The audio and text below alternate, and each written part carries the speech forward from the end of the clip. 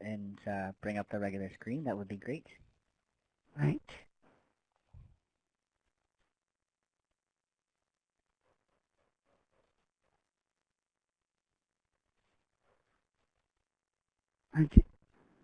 I'll let you know this is the first time I've actually hosted the webinar, so thank you for your patience when I experience a few difficulties.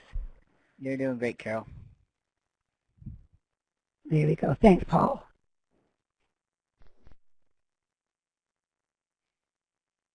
Great. So as Carol mentioned, we're going to talk about EndPJ paralysis today, and this is something that came to our attention in the Calgary zone about 4 months ago, and I'll walk us through that journey where we've gone to today, talk a little bit about what the initiative is, some of the outcomes of the data, and I'll talk about what's unique about EndPJ paralysis, and that's how our patients and families have been engaged and will continue to own and drive this process, and how we can really make it fun, and that it doesn't have to be as prescriptive as a typical healthcare outcome or initiative might be. So I'm really looking forward to sharing that with you today.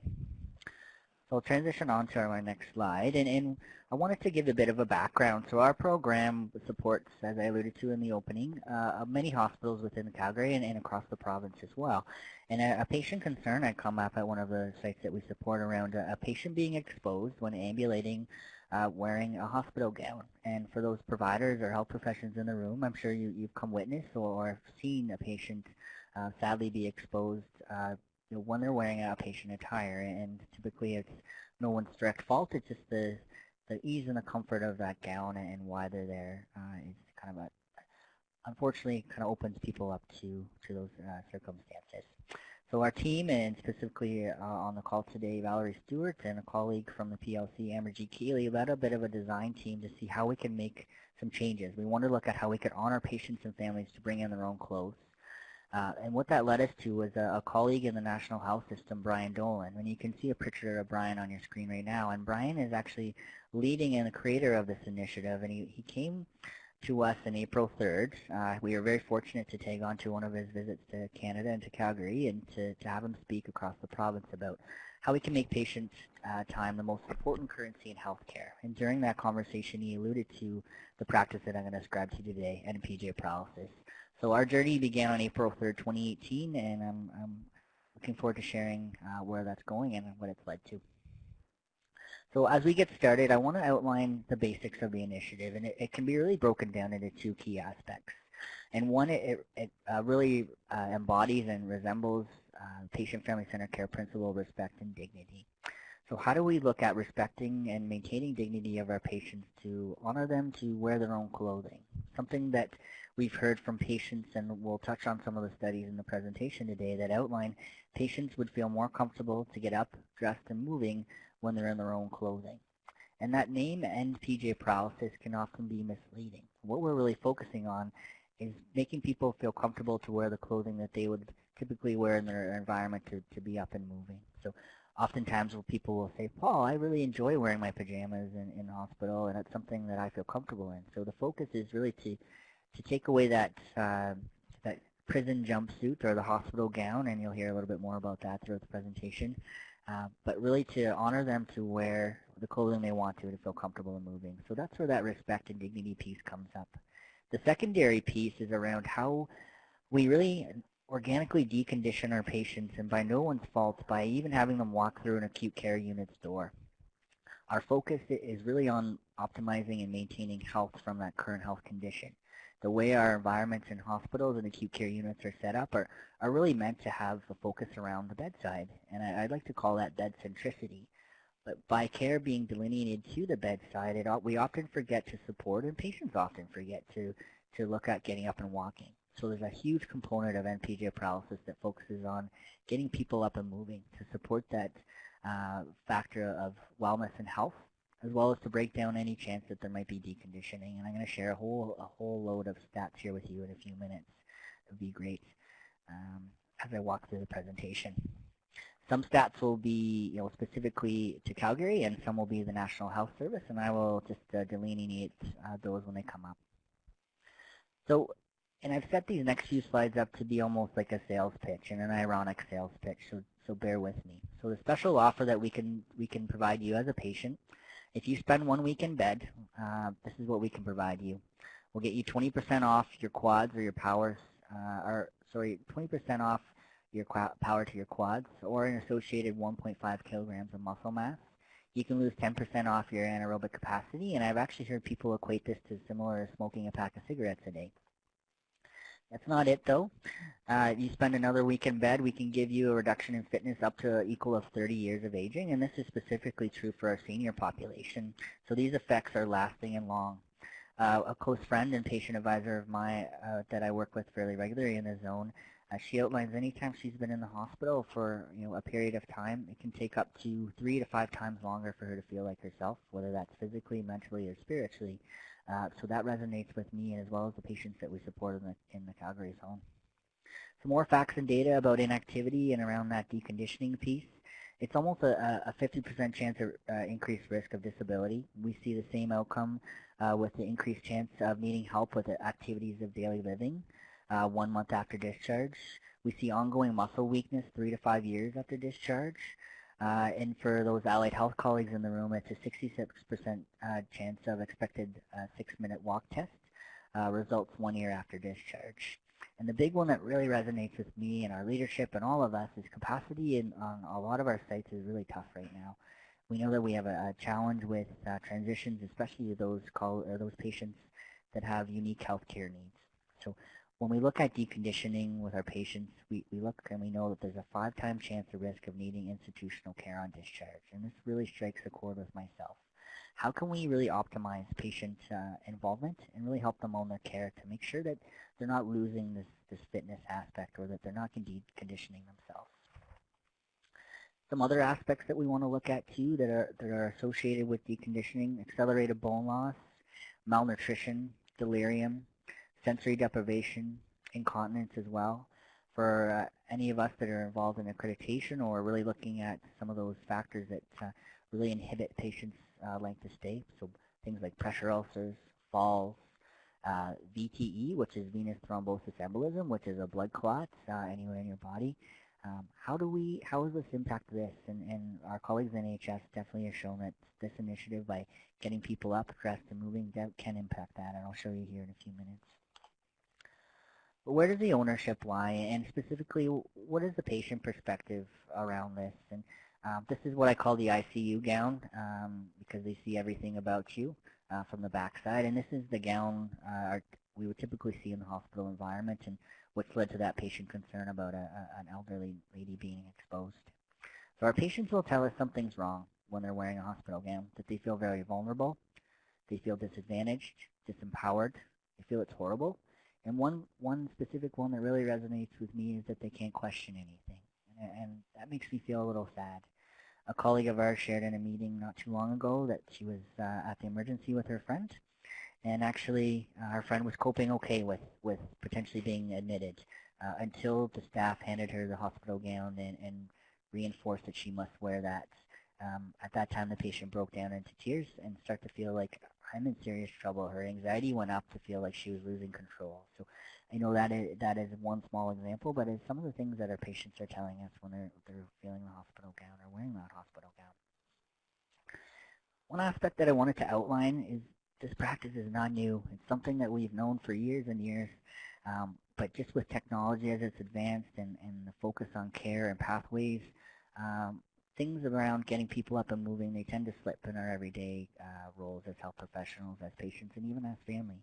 So this study is from actually Dr. Asher, and it's outlining post-World War II, and he outlines the importance of getting patients up and out of bed, because if not, we're sending them to an early grave. So just wanted to outline this is not a new practice. The name is new, the idea is catchy, yes, but it's been something we've been working on for a while, and this is just a chance to reinvigorate the energy and to outline the importance from a medical perspective, but also a patient perspective and how we can make a difference. So this is a stat from Harvey et al. From 2005, and it outlines for those patients that are pre-hospital, and these are typically patients that are 65 or older. So they spend 65% of their time outside the hospital when they're in the community, standing or walking, and about 35% of the time sitting or lying. And when you look at when they're admitted to hospital, that quickly transverses to the opposite. So about 15 to 10% of their time is spent standing and walking in hospital. And the majority, 65 to 85% of the time, is spent sitting and lying. And why I wanted to highlight that, it talks to my early introduction of that bed centricity piece, how patients organically, when they're in the hospital, decondition. So it's something to pay important attention to of how we support our patients to get up, get dressed, and moving. I also wanted to share a quick stat here in the Calgary zone, and a close colleague of mine, Dr. Sean Ducolo. He's a stroke physiatrist, which means he's a specialist when it comes to rehabilitation for stroke patients. And Sean was doing a study around the best practices for stroke care, and he was trying to correlate patient time in therapies and how much time are patients spending in therapies. As we know, there's a best practice indicator set out by our stroke colleagues across Canada that every patient in stroke rehab should have an hour of physio, an hour of speech, and an hour of occupational therapy. But what Sean did was quite unique, and he went a step further, and he looked at what are patients doing outside of therapy times, and that's the diagram you're seeing here today.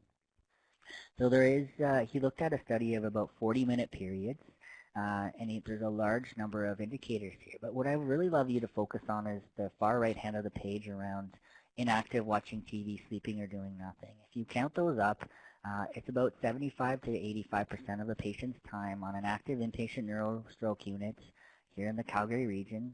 And I can be honest, that was the unit I supported and managed for 6 years. That our patients are really doing nothing. They're spending their time being inactive, watching TV, sleeping, or doing nothing. So how can we shift that paradigm, that focus, that model, to providing them some meaningful outcome activities? How can we get them up, dressed, and moving? How can we promote that ambulation? What are some of those key things we can do?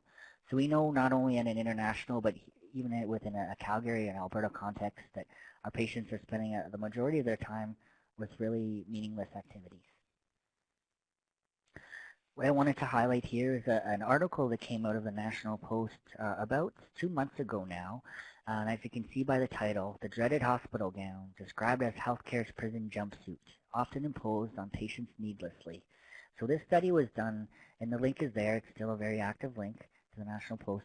This study was done in Toronto and Montreal, and it surveyed and highlighted some research around patients wanting to wear their own clothing. And it outlined that 60% of the patients that were surveyed felt that there was an important aspect for them to wear their own clothing. But on the inverse, only 10% of them were actually honored to or asked or invited to bring in or wear their own clothing. So we know as a baseline in Canada, 60% of our patients would feel comfortable.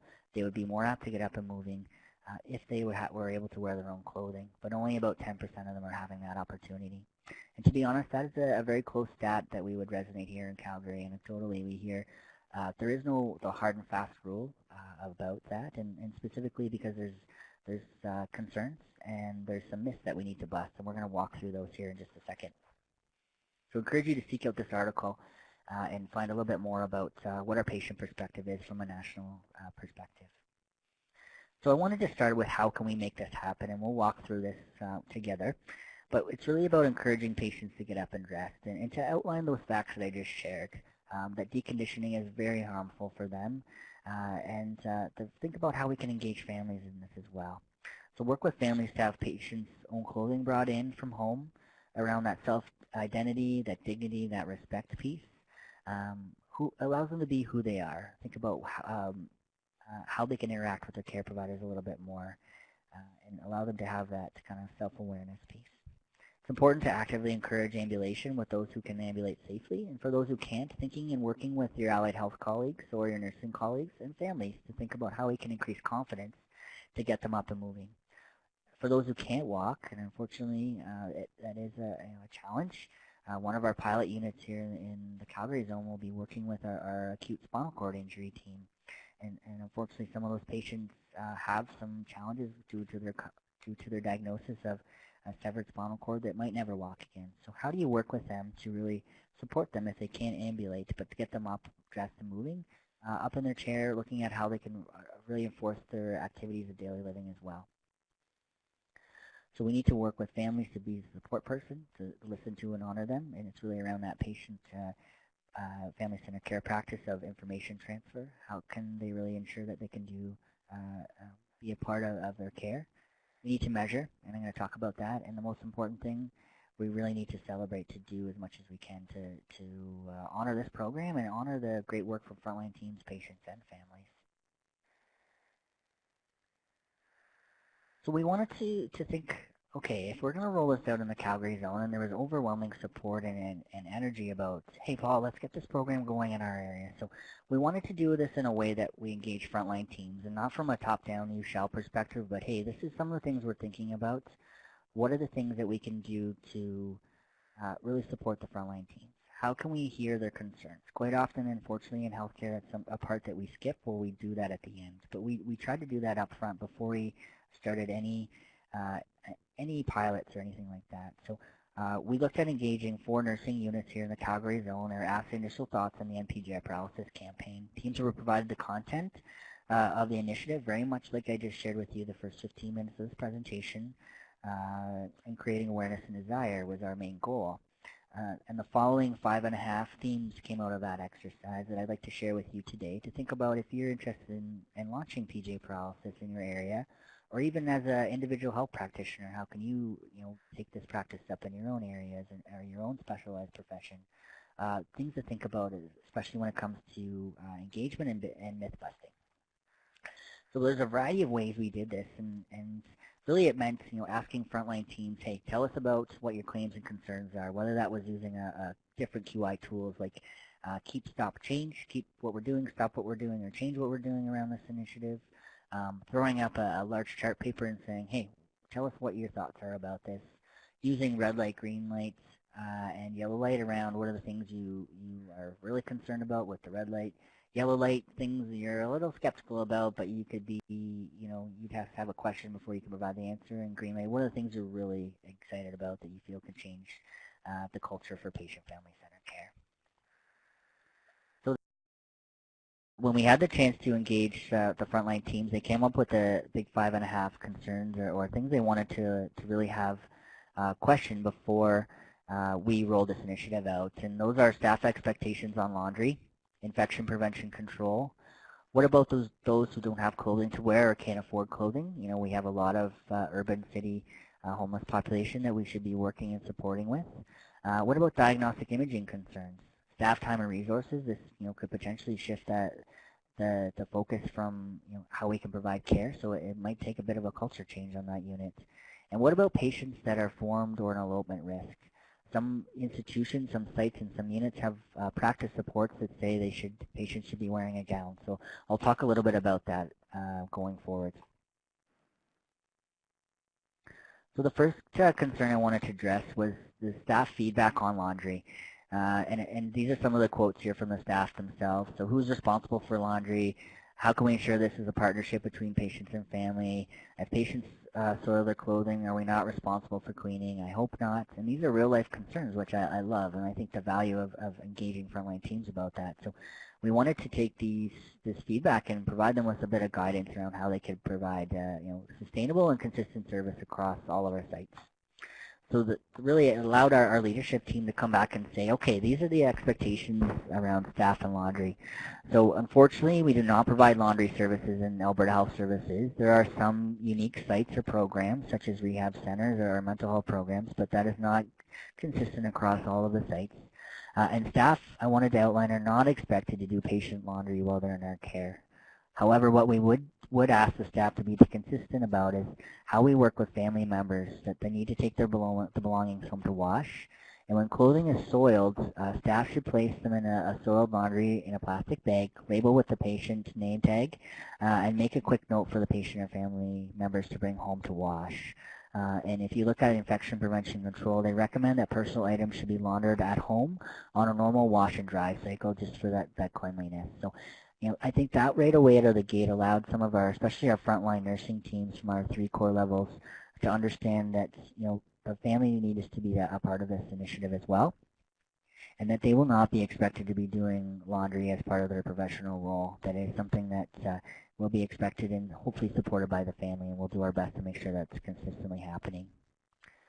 One of the other concerns, and this is always comes to the front when it comes to frontline nursing care, is infection prevention and control. And it's a very important topic to discuss. So what about those patients that have blood, poop, pee, emesis? Maybe the patient only brings one outfit. What about a patient on isolation? Is there going to be a recommended dress code for this? So all great questions. Some, that can be answered, and some are just more of a redirection piece. But I wanted to outline from infection prevention control principles that it's really important, regardless if you're wearing a gown or a t-shirt and shorts, that IP&C recommendations are really adhered to for routine best practices. So, when it comes to each patient, each time, patients really who ambulate outside the room should be able to maintain good respiratory etiquette and not be at risk for soiling their environment. Cover your cough, ensure dressings and incontinence products contain body fluids as drainage. So when it comes to patients wearing their own clothing, really ensuring that we follow the principles of PPE that are set out by infection prevention, and really would protect the patients and the staff as well. When there is a soiled item, absolutely changing the patient to something that's clean, but really adhering to those infection prevention control policies that are laid out. And even when it comes to airborne, really following that isolation should not be ambulated outside of the room unless necessary medical concerns. So for that, there are rules that we need to follow even when it comes to maintaining the patient's mobility. So it is important to understand that there might be times when it's not appropriate to have patients ambulating all over the hospital, especially when it comes to, and we're rolling into that flu season or influenza season right now as well. So really stick with your adherence to IP&C protocols. Another question and concern that came up was, what about those who do not have any clothing to wear? What about patients who do not have their own clothing with them? Not all patients can afford clothing. What happens to patients who do not have family to bring in clothing? And to me, this is where it really allowed us to think about, okay, who are our partners within Alberta Health Services that we can go to maybe help us support this key concern. So reached out to our volunteer resources colleagues, and we're very fortunate, and we found out that they have clothing cupboards at the large acute care sites, and I can only speak to here in Calgary zone, but they have the ability to support patients and families, especially at times of discharge or need, with things like sweatshirts, t-shirts, undergarments, socks, outerwear, sometimes footwear, winter coats, and a neat thing too is hygiene items. So it's important to think about partnerships when you're looking at this. There are going to be some tough situations that we can't all answer, but how can we work with our partners, such as Volunteer Resources, to find a unique solution that had already a program running, getting the endorsement and support from them, and looking at how we can navigate that. So it's been a great partnership. There's still things that we're working out around making sure that it's consistent, that it is a necessary ask. There are limited resources, as typically the monies come from our volunteer colleagues that are able to operate things like the gift shop and things like that as well. So that's great partnership there. So what about patients that are formed or have a potential elopement risk? And this is a really challenging one. How would this affect our yellow wristbands? There's many initiatives throughout zones, throughout hospitals and units to protect patients. As we know, there's been some very large severe incidents where patients have gone missing, and even to that have led to some severe harm as well. So this is one we wanted to be very delicate about and not be prescriptive about. So what our overall message back to the teams is think about how you work with your unit. What is the current culture? Is there an opportunity for patients and families to support wearing the clothing in an environment that will still allow for safety? But those patients at elopement risk, so patients that are gone through a formal process or with no privileges or wandering, should remain in their hospital attire with their personal clothing tucked away. And this is, again, from a policy around supporting patients with mental health. So please see searching patients at risk for harming themselves and other policies for information. But our underlining ask is work with your team. Think about how you can support this, but by also ensuring safety. So given the complexity of each person, decisions for wearing personal clothing will be considered on a case-by-case basis. It should be well documented as an order with an accompanying detailed NPR, and that's a multi-progress record. So, again, this is what we're thinking might be the ideal state, but it's really important to start to think about as a team, how can we support this patient without causing any undue risk, and what's thinking about what is the current culture in your area as well. So a big one that we hear and is a real life challenge. What about staff resources and time? We're asked to do more and more with less and less. So what about these concerns? What about having to get everyone up and dressed by a specific time? Is that going to be able to be feasible? How do we support each other in this? It's going to take them longer to get dressed, and it will take them longer to get changed as well if they're incontinent. So how do we manage and mitigate this? And there's a multitude of strategies. These are just a few helpful hints, but there are a lot more out there as well. So with our goal of having patients up and dressed by 11 a.m., we've outlined some helpful ideas on how we could support this. So partner with your allied health colleagues on the assessment and ambulation. Look at how you can co-treat a patient. Look at how you can have that patient up and moving. My colleague Brennan from the Foothills, the physiotherapist, came up, outlined when a patient is up for the bathroom or up for another procedure or for a meal, think about how you can encourage them to mobilize in that moment as well, so you can maximize the numbers of time that they're getting up or that they're confident to get up as well. Look to engage patients and families in care. It's important to ask them about their comfort level, but coach and mentor that family to see how they can help support you as well. The more we work with our patients on activities of daily living and routines and doing things the optimal way, bringing in support equipment like shoehorns or grab bars, the more apt patients will be able to get quicker at doing this routine. So yes, it might take more time up front, but it's also important to understand that the more we work with them, the easier it will be over time, and the more successful they're going to be at getting up to get dressed and get moving as well. And the last one that we came actually through that actually right before we started the initiative was about what about diagnostic imaging? We hear from frontline teams that our colleagues in DI really would prefer a patient in gowns, and we've actually even had stories where our colleagues from DI, due to limited resources, have sent patients back up to the unit because they've had their normal clothing on. So it's really important that we created that partnership. So we worked with the Director for Diagnostic Imaging to find out, okay, what are these concerns and how can we alleviate those? And it is important to, again, to think about how we must adhere to certain rules, but how to work with our patients and our colleagues too to make sure that we can maximize that. So one of our pilot units at the Rocky View Unit 71 is actually an orthopedic focus unit with a lot of surgeries around hips and knee replacements. So a lot of their patients at post-op day one will have to go through x-rays. So they wanted to see how they could maximize and really enforce that. And our only answer to this really is to be transparent with patients, to let them know what their day looks like, have that what matters to you conversation with them. Think about, okay, if you're going to have your x-ray at 7 o'clock, we're going to get you up and ambulate as part of your pathway. Do you want to get dressed in something more comfortable now, knowing you might have to get changed a little bit later? So just having that open, transparent conversation with them is really, really important to understand about how they can maximize their time, and also how to maximize and follow some of the rules around diagnostic imaging. It's not that your personal clothing can't be worn, it's that it can affect some of the quality and clarity of the images, so it's really important just to understand that aspect as well. So when it looks at things like, after we've had the chance to engage frontline teams, we wanted to look at what we could measure. So how can we have more timely discharge, reduction in length of stay, reduction in foods. I talked about urinary tract infections, DVTs, which are now called venous thrombosis embolism, upper respiratory tract infections, and what about staff and patient satisfaction as well? So what are those things we can measure? And here in the Calgary zone, these are some of the things that we're focusing on. So length of stay, discharge location, readmission rates, falls, blood clots, pressure ulcers, percentage of patients up and dressed before 11 a.m., percentage of patients mobilized, and really looking at the patient experience. And speaking with our colleague Brian Dolan, the creator of this initiative from the UK, he outlined this as one aspect that he didn't have a lot of information on, is that patient experience. So we're really keen to collect that to understand from a patient and family perspective how this has made a difference in their care. Is this a worthwhile opportunity to move forward, and is this something that felt you more apt to get up, get dressed, and get moving?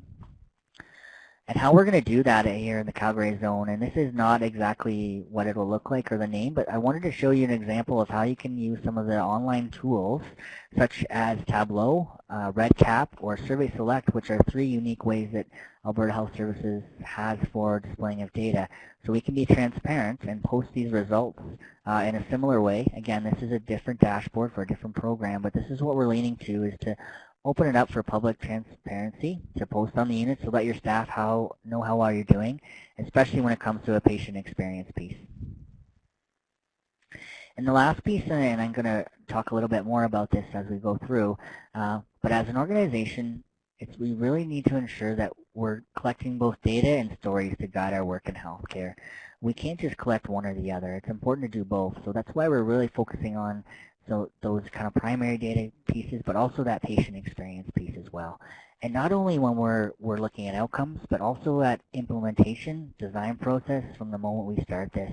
So how do we use our stories and the data to guide us to where we have to go? And I was very fortunate to connect with Brian, and he provided me some of the outcomes. So they just finished up their 70-day challenge in the National Health Service in England. And so these are some of the outcomes that I would like to share with you today that he provided me on to show some of the outcomes of NPJ paralysis. So over those 70 days, they had over 710,000 patients mobilized, and they had over 700,000 patients dressed. So that alone, he was incredibly impressed and proud about, that this focused on getting patients up, getting dressed, and getting moving. And he said there was over 10,000 patients involved in this study within the National Health System. Some of the things that they're very proud about are their data, and specifically around reduction of pressure ulcers. So at time of implementation for this NPJ paralysis 70-day challenge, they saw a 41% reduction in pressure ulcers. And again, this is an ideal outcome for the Northern Care Alliance. This is one unit, so I'm not saying that all units replicated this. There's some leaps and bounds we have to take, but they are showing that there's some positive correlation between reduction in pressure ulcers by having patients up, dressed, and moving on their units. Some of the other outcomes are really looking at the number of falls at a specific unit at Stratford or Salford Royal Hospital in the UK. And Brian outlined to me that this is a small sample, but he's incredibly impressed in looking at how they can replicate how this has decreased falls. And for myself, I thought this initiative might actually increase falls because we're giving patients the understanding of that they might want to ambulate a bit more. And we certainly see that in some of our rehab units, is that those are apt to get up and moving might have a chance to fall. But it's important to understand that those that do have falls typically are with much less severity, but it still looks at how we can build their confidence as well. So I was surprised at this, but very enlightened and encouraged to see that this is actually reducing falls. The St. Louis Hospital in Kilkenny, it looked at specifically discharge destination, and this is something I'm really excited about. So the top line, and again it is small, but I wanted to outline that based over a 3-month period of the NPJ paralysis campaign compared to the previous 2 years, they had over 1,000 patients more go home instead of transitional care such as long-term care, rehab, or other hospitals. So that alone, by transitioning 1,000 extra patients home for one small hospital site, was a huge outcome that they're incredibly impressed about. So get up, get dressed, get feeling good. This is kind of the outcome to that. And why I want this slide here is that the chief nursing officer in England was talking about how this is not just a fun thing to do, that this will, going forward, will now be a standard of care that all organizations in the National Health Service will be expected to do, and it will be an outcome that we'll be studying because they've seen the impact not only on medical outcomes but on the patient's experience as well. So it's not only a good thing to do, but it's a must thing to do now going forward. One of the last pieces I want to share with you today is something that it's really important to understand, is how do we engage patients and families in projects and work like this, and I'd love to share a little bit about that.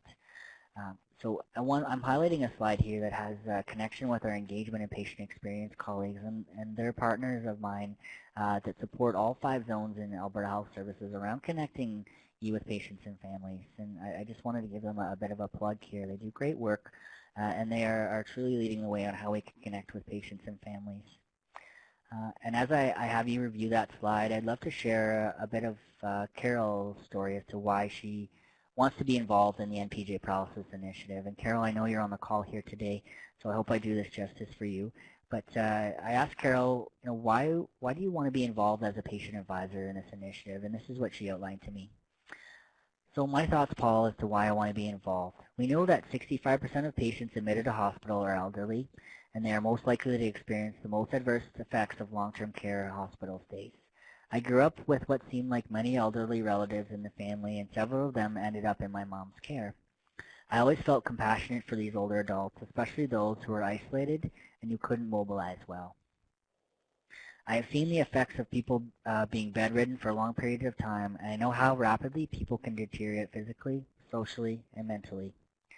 Being a patient advisor, one of the joys I have speaking with patients is really listening to their concerns and being able to reassure them that at the Rocky View Hospital, where Carol does a large number of her advisor work, and AHS more broadly, really does take patient-centered approach to care and really does want to take their concerns seriously so that together as a healthcare system, we can better for patients and families and staff.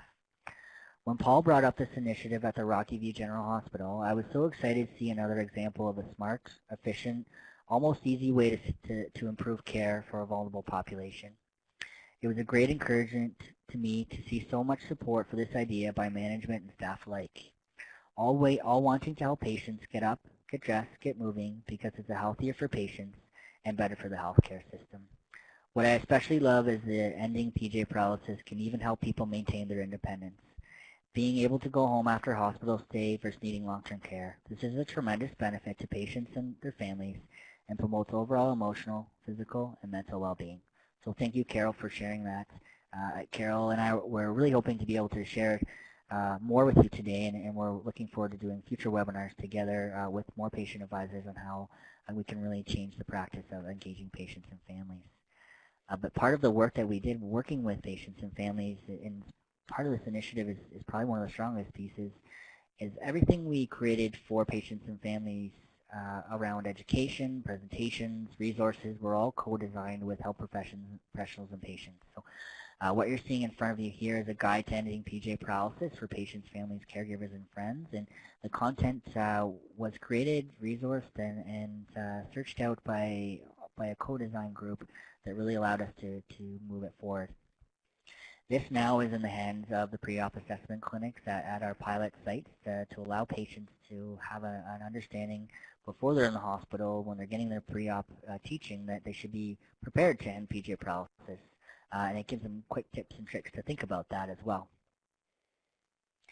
The piece that I'm so happy, and I think it's really cool, is patient advisors came up with so many great stories, so many great anecdotes, and so many great ideas as to how we could help end PJ paralysis from one patient to another, that we wanted to use this energy and to harness this. So we wanted to think of words of wisdom from one patient to another. And one of our other patient advisors that works with Carol at the Rocky View, Dick Oliver, outlined that it would be really cool if we could provide a lot of this information to patients.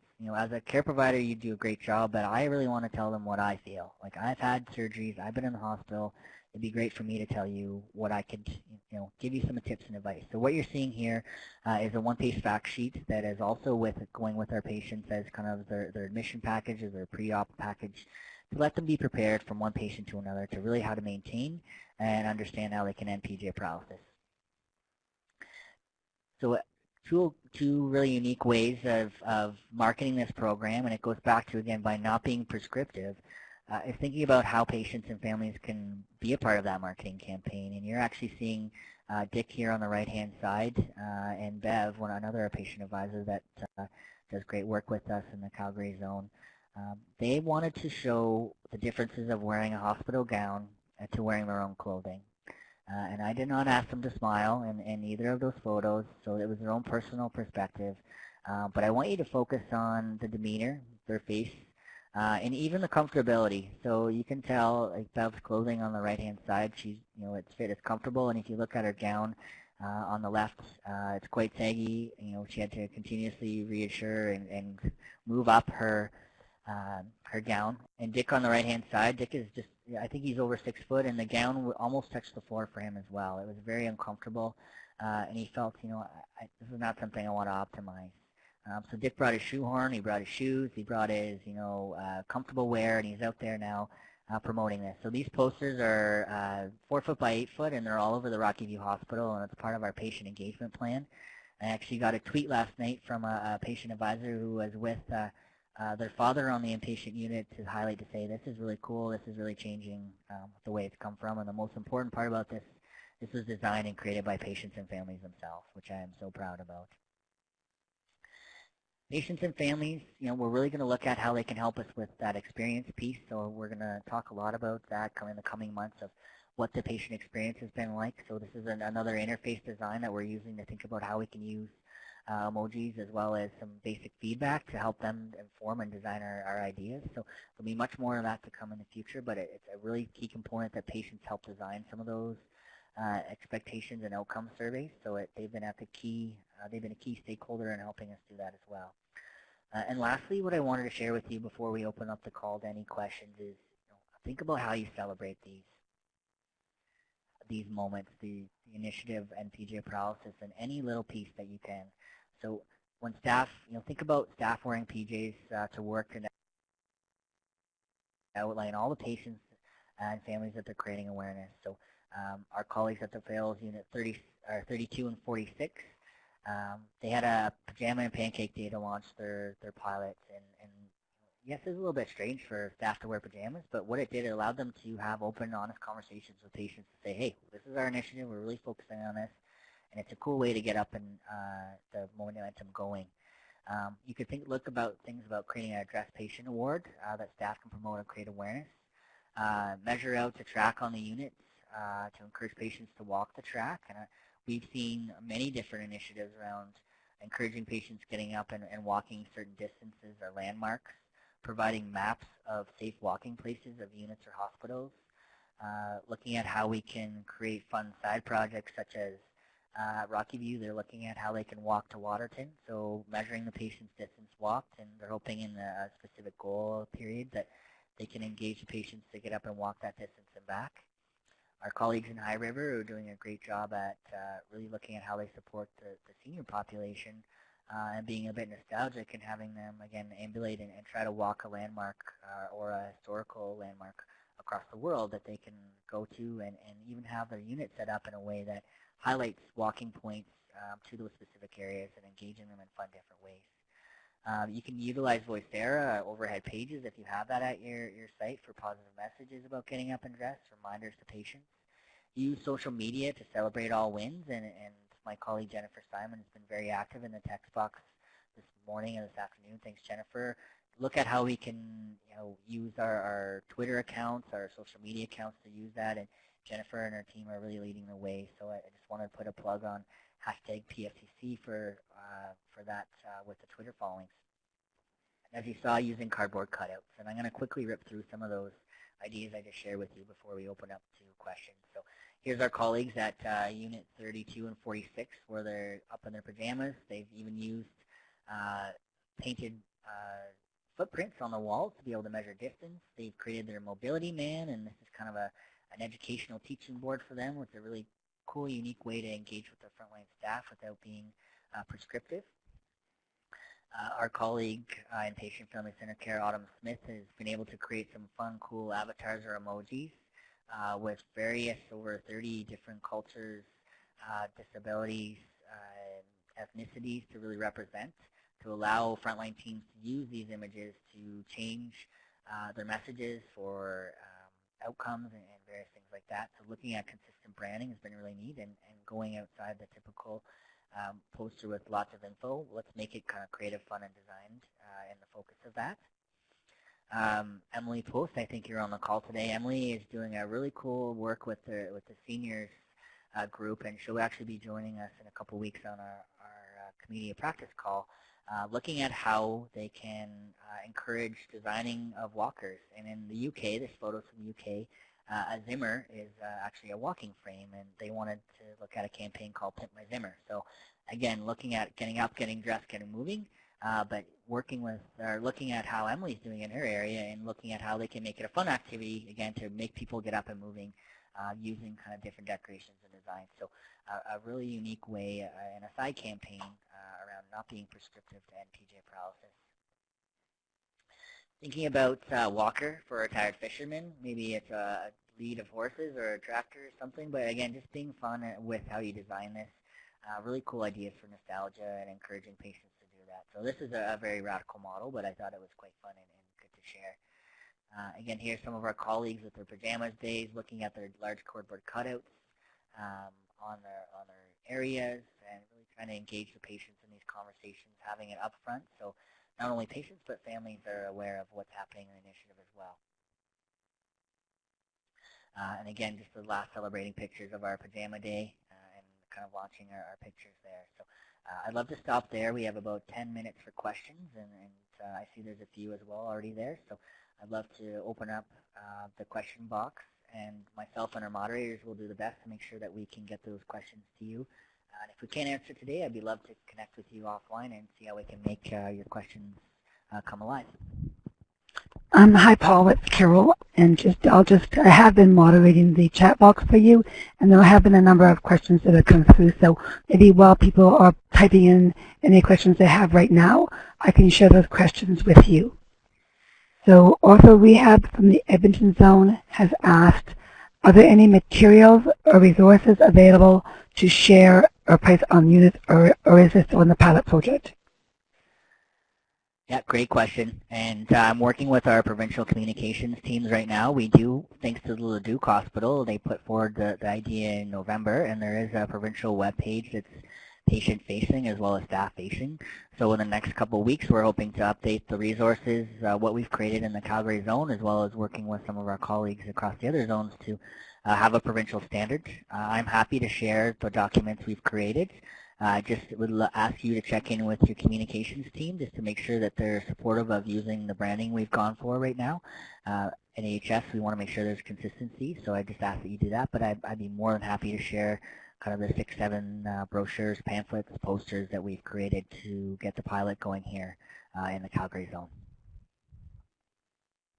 Great. If you have a follow-up question, please type it in the chat box, and Paul will see it, or we will make sure that he does see it. Another question from the Ortho Rehab folks is, do you have any data on incontinence rates when people are in gowns versus clothes?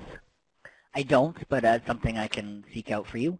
It's not something we're looking at to inherently measure, but it would be an interesting, conversation to have with you to see what your thoughts are around measuring that piece.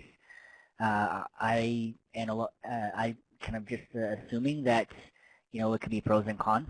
I could assume that when you are wearing a hospital gown that people might feel it's easier to use the bathroom, but at times I've also heard from some of our consultations with patients and families that they actually cause incontinence because the gown gets tucked underneath and they can't get assistance to get up out of bed as quick. So there are pros and cons for that, but I would definitely love to chat with you offline about your thoughts about that a bit more as well. The conversation in the chat box was really robust and really quite interactive. So although, Paul, you might not have had a chance to follow it while you were presenting, just so you know, he will get a chance to see it when he is offline. And there is one final question that I can see in the chat box. It is from Kira, and it says, any strategies for dealing with IVs, drains, etc., with clothing versus a snapped gown? Yeah, and I think this is something that really came out of working with the frontline staff about solutions on how we can make this possible. So I think we need to, again, be transparent and honest with our patients that it might take a little bit more time to move IV tubes and things through shirts. It is very much possible, but it goes back to that tips and trick sheet from one patient to another. So having them provide clothing that they can easily snap on and off. And for those that need accessible clothing, there are some unique solutions out there for patients that have challenges with accessibility to be able to do that, such as Superfly. And I don't want to endorse that company, but that's just one small example that I'd like to share with the group. So, thinking about how you set the patients up for success, providing them, avoid tight-fitting clothing, think about things that are easily, that you can thread an IV tube and solution bag through, and letting them know that it might take a little bit longer than normal as well. So just being transparent with that piece. And I also wanted to outline, and I didn't talk a lot about this, this is 100% a patient choice. So I'm not saying that we reinforce this with patients that you must, but we want to encourage them. But if they say, no, I'm not interested, then we need to honor and respect that piece as well. So this is very much a patient focus and a patient choice initiative as well. Thank you very much, Paul. I'd like to take this opportunity to say thank you, Paul, for a very engaging and informative presentation on this exciting new patient-centered practice. Also to thank all participants for joining us today. You'll see on your screen Paul has sent a resource link.